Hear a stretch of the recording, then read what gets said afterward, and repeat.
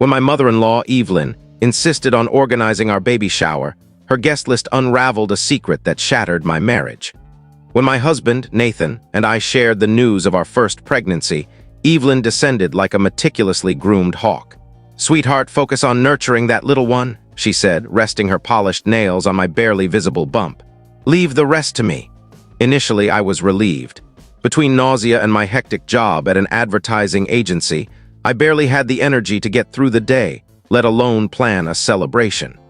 Evelyn seemed thrilled about her first grandchild, but something felt off when she took charge of the invitations. "It's a surprise, dear," she'd say with a practiced smile whenever I inquired about the guest list. Every time I offered to help with addresses or suggest friends to include, she'd dismiss me with a wave. Nathan found it endearing. "Mom just wants everything flawless for her grandbaby," he said. "Let her have this."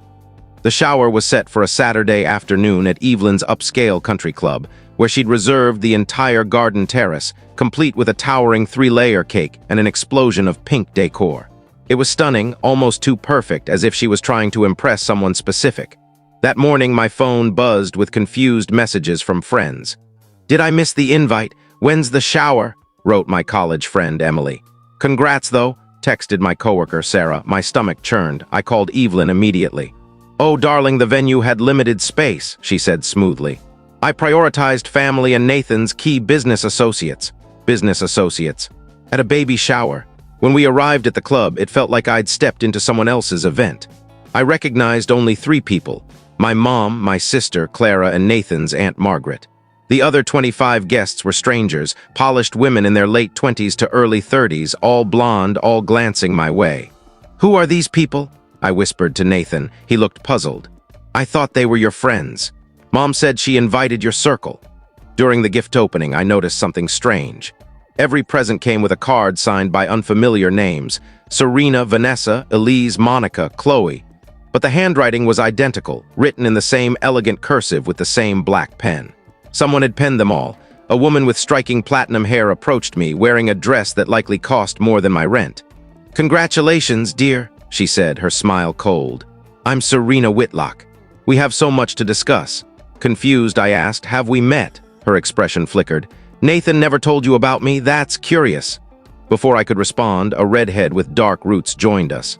"This is awkward," she said bluntly.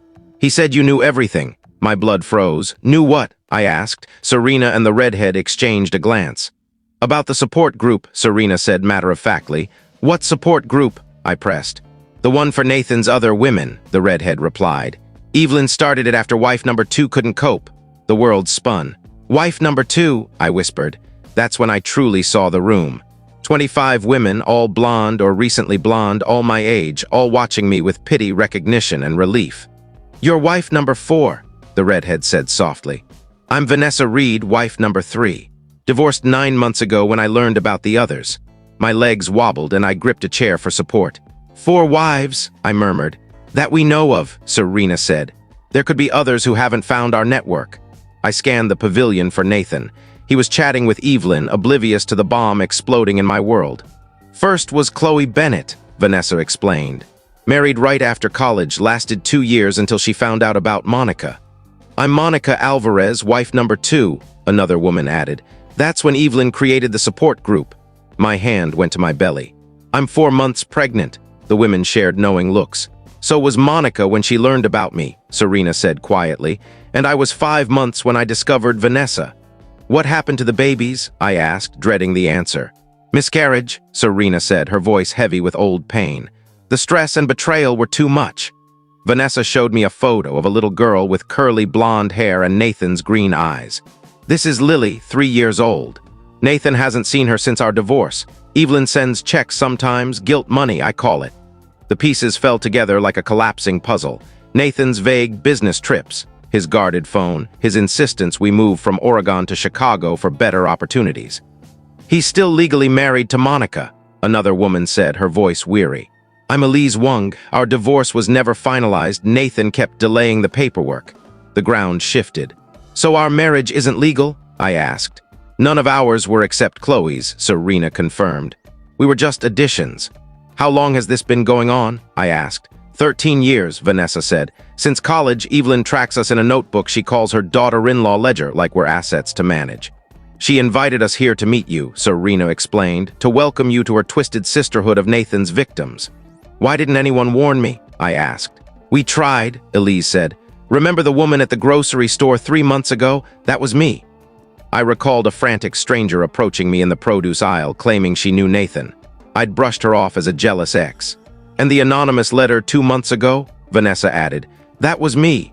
I'd torn it up, thinking it was spiteful nonsense. We have a system now, Serena said, showing me a group chat. We try to reach new women before it's too late, but Nathan's gotten better at isolating you. Evelyn orchestrates everything, Vanessa continued. She scouts targets through her charity events, young, independent women, usually new to Chicago with no local family. Elise listed the profile. Blonde, educated, financially stable but not rich, vulnerable to Nathan's charm. I fit perfectly. I'd moved for a dream job, met Nathan at one of Evelyn's galas, and fallen for his promises. The pregnancy was intentional, I realized aloud. He wanted me pregnant. Pregnant women are less likely to leave, Serena said, and Evelyn's obsessed with grandchildren to parade around. What about the other children? I asked. 7 including yours, Vanessa said, showing a handwritten chart. Lily's the oldest at 3. Then there's Ethan, 2.5, with Monica's parents in Texas after her breakdown. Twins Noah and Ava are with their aunt in California after wife number 2, Rachel Patel, was hospitalized. Elise has 18-month-old twins, Liam and Zoe. Clara appeared, sensing my distress. What's happening? She asked, eyeing the circle of women. These are Nathan's other wives, I said, numb, her face paled. Other wives? Before anyone could explain, Nathan noticed us. His expression shifted from confusion to panic as he approached. Ladies, he said with forced warmth, I see you've met my lovely wife. Which wife? Serena asked coolly. Nathan's jaw tightened. Mom said she invited some old friends. I didn't know you'd all be here. Surprise, Vanessa said dryly. We brought gifts. She handed me an envelope filled with marriage certificates, divorce papers, birth records, and legal documents, a paper trail of Nathan's deception. Our private investigator compiled this, she said as Nathan tried to grab it. Every woman deserves the truth. Nathan snatched some papers, but Clara blocked him. Don't touch her, she warned. This is absurd, Nathan said, his mask slipping. These women are bitter because they couldn't handle my demanding career. Moved on, Elise scoffed. You're still paying court-ordered support for twins you've never met. Evelyn appeared, her face tight. Girls, don't ruin this happy occasion, she said sharply. A celebration of what? I asked. Your son's 4th illegal marriage.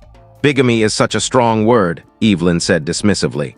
Nathan just loves deeply. Loves deeply? Serena snapped. He's a predator and you enable him. Evelyn's composure wavered. I've tried to help support groups, financial aid, legal fees. You scout his victims, Vanessa cut in. You target vulnerable women at your events, vetting them for Nathan's preferences. Guests began noticing the tension, whispering and snapping photos. My mom and Aunt Margaret approached, alarmed. What's going on? My mother asked. I just learned my marriage isn't legal, I said, voice breaking, and I'm pregnant with a child whose father has 7 others he doesn't support. My mother's face turned to steel. You deceitful bastard, she said to Nathan. How could you lie to my daughter? Mrs. Thompson, it's a misunderstanding, Nathan pleaded. The only misunderstanding, my mother retorted, is you thinking you could keep this hidden forever. I turned to Clara. I want to go home. Let's get you out of here, she said, guiding me away. As we left, Serena slipped me a business card. We meet Thursdays at 7 at the cafe on 6th Street, Haven. You're not alone. The drive to Nathan's downtown apartment was a haze of tears and planning. Clara drove while calling our dad, who booked flights. My mom contacted her lawyer friend. The apartment felt foreign now, our happy photos like crime scene evidence. The nursery mocked my trust. Clara found Nathan's office unlocked, revealing a cabinet of chilling documents. Secret bank accounts, life insurance policies on his other wives, and a calendar tracking their ovulation cycles. This is beyond bigamy, Clara said, photographing everything. It's fraud, maybe identity theft. That night in a hotel near the airport, Nathan called. We need to talk, he said, voice tight. We're past talking, I replied, unless you want to explain 4 illegal marriages. Those women turned you against me, he said. They're jealous because they couldn't share me with my work. Share you? I laughed. You're a criminal who traps women with pregnancies and abandons them. I provide support, he protested. When did you last see Lily or Ethan? I asked. He had no answer. You don't love us, I said. You collect us like trophies, discarding us when you're done, and Evelyn enables it because she's obsessed with grandchildren.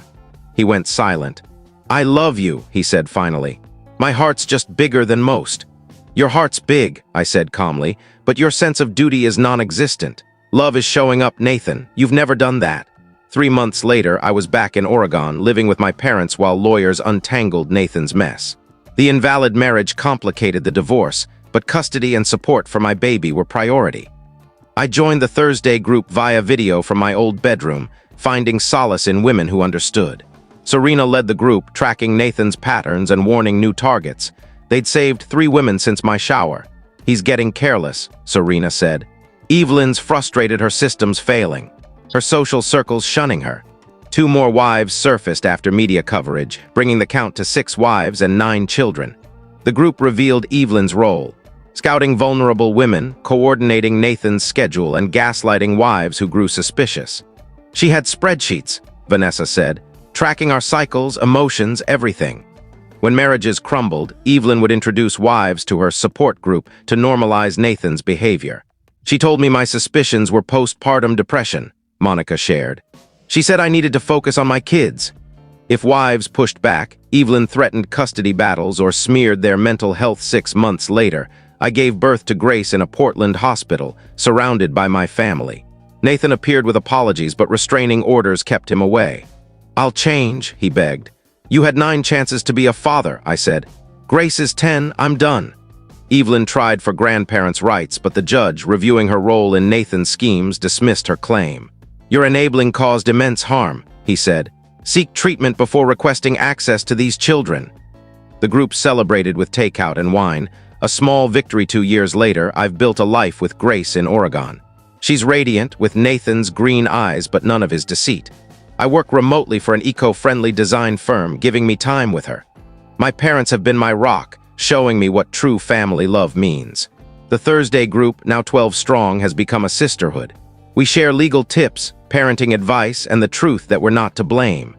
Some have found new love with partners who respect their past. Last month, Vanessa shared big news. Nathan was arrested for federal bigamy charges after a new victim, Leela, found our group and pressed charges. He faces 7 to 10 years. Evelyn was charged as an accessory. The FBI uncovered fraud, forged documents, and tax evasion. Evelyn's social empire collapsed, clubs dropped her, and friends vanished. Justice feels good, Vanessa said, but the real justice is our freedom. We've rebuilt, found strength in each other, and ensured our children won't grow up in Nathan's lies. I think of that shower, meant to trap me in Evelyn's system, but instead it freed me. Grace naps now, clutching a stuffed giraffe from Clara. She'll grow up knowing her value, trusting her instincts, and understanding that real love shows up every day.